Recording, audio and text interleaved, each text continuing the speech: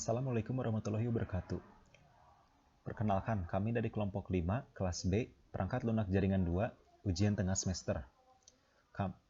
Yang beranggotakan Farhan Muhammad Iksan dengan NIM 2019-31129, Amanda Tikasari 2019-31182, Dina Aulia 2019-31126, Salsabila Gaisani 2019-31116, dan Dwi Putri 2019-31123 akan menjelaskan pengertian dan cara kerja dari DHCP. Pengertian dari DHCP. Dynamic Host Configuration Protocol adalah protokol yang dipakai untuk memudahkan penyebaran alamat IP secara otomatis ke perangkat lainnya. Tanpanya, konfigurasi harus dilakukan secara manual pada setiap komputer supaya mendapatkan alamat IP yang berbeda. Hal ini tentu akan merepotkan dan menghabiskan banyak waktu, bukan? Terlebih jika konfigurasi dilakukan pada jaringan besar. Dalam pengalamatan manual, admin harus memastikan setiap IP yang diberikan kepada semua host. Tidak boleh ada dua device dengan IP yang sama.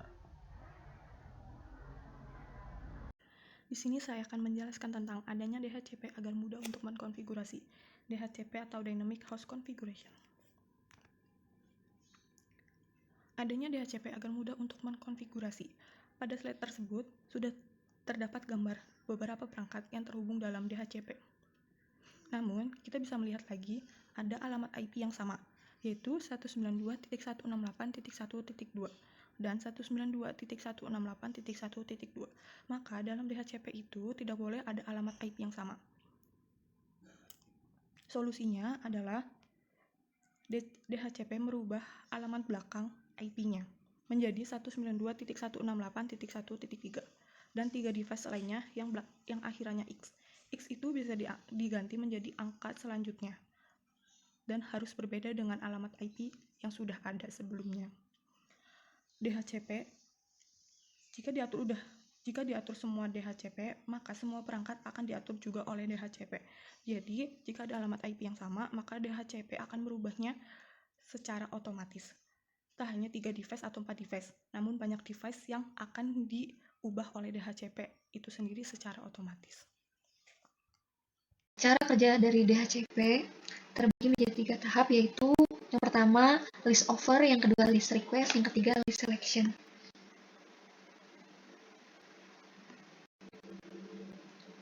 Tahapan kerja DHCP yang pertama adalah list request. Dianalogikan list request ini seperti kita ingin menyewa sebuah alamat IP, lalu kita mengirimkan pesan kepada DHCP server untuk memberikan tawaran, sehingga DHCP server mengirimkan request untuk sewa alamat IP. Contoh di sini terdapat komputer dengan IP address 0000. Kemudian komputer tersebut harus mengirimkan pesan terlebih dahulu untuk meminta alamat IP. Lalu komputer itu mengirimkan broadcast ke semua host yang ada di dalam network tersebut. Tahapan 2, list over. Tahap 2, list over. Dalam list over, DHCP server memberikan penawaran. Sebelum memberikan penawaran, DHCP server mengecek tabel list yang terdiri dari IP address, subnet mask, default gateway. Dalam tabel tersebut, 2 telah terpakai dan 1 tidak terpakai, sehingga dapat ditawarkan dengan IP address 192.168.1.4. DHCP server memberi notifikasi mengirimkan alamat dengan IP address 192.168.1.4 dengan subnet mask 255.255.255.0. Default gateway 192.168.1.1 dengan jumlah periode 2 jam 15 menit. Pada tahap ketiga dari cara kerja DHCP server yaitu list selection. List selection merupakan tahapan di mana klien memilih penawaran DHCP server yang pertama diterima, dan kemudian akan kembali melakukan sebuah broadcast message penyetujuan peminjaman tersebut ke DHCP server. Nah, pada layar, DHCP server ini telah meminjamkan 2 alamat IP yang berbeda kepada komputer yang berbeda juga. Komputer yang pertama diberikan alamat IP berupa nomor 192.168.1.2, dan pada komputer yang kedua diberikan alamat IP 192.168.1.3.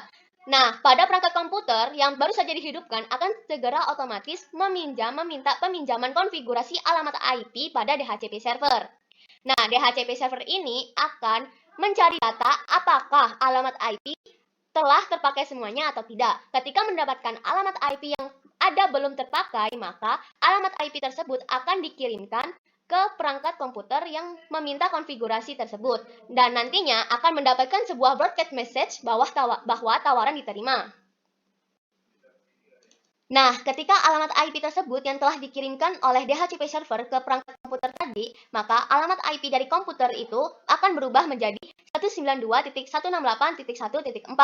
Nah, nantinya akan mendapatkan sebuah notifikasi acknowledgement, di mana notifikasi acknowledgement ini bisa dikatakan sebagai tahapan list acknowledgement, di mana DHCP server memberikan jawaban atas pesan berupa konfirmasi alamat IP yang diberikan, juga informasi lain kepada klien. Nah, ketika masa waktu peminjaman alamat IP dari komputer telah habis, maka alamat IP tersebut akan kembali ke DHCP server. Nah, tahapan tersebut dikatakan sebagai list period.